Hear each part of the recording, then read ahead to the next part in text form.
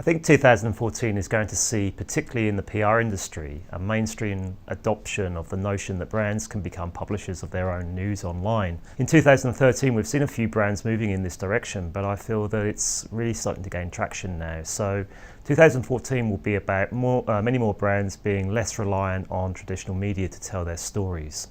Also, focus on the PR industry and move to include paid media in campaigns will mark 2014 as different from 2013, where again we've seen a few brands and organisations really start thinking about using paid media in their PR efforts. In 2014, I think it's going to go mainstream.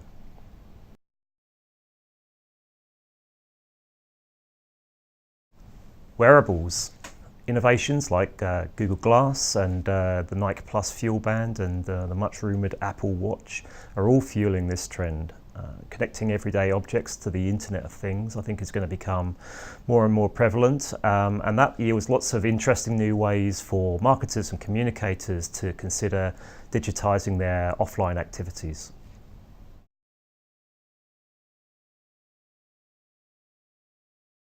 Coding. Everything starts and ends with code for me. To be truly innovative, to realise your ideas, being able to prototype what you do is absolutely imperative. You can be the greatest creative to walk the face of the earth, but being able to realise your idea is how you make your mark in digital in 2014. It's an interesting question really, because of course you need a team of multi-skilled people to pull off a great campaign or project. You know, designers, artists, film directors, copywriters, strategists, etc. But if I was starting out, I'd be sitting in front of a computer, writing code to make stuff work.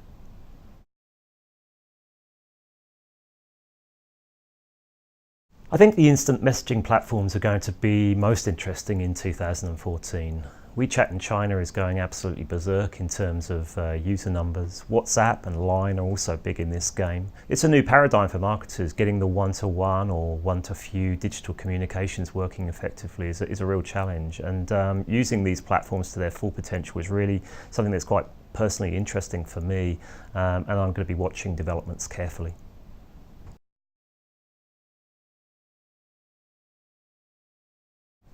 I think mobile is already here, to be honest. In Asia, more people connect to the internet via mobile phones than they do through desktop systems. And what we're seeing really is a mobile to approach rather than a mobile instead notion. Everything that's been developed for the desktop web needs to work on mobile too, and vice versa.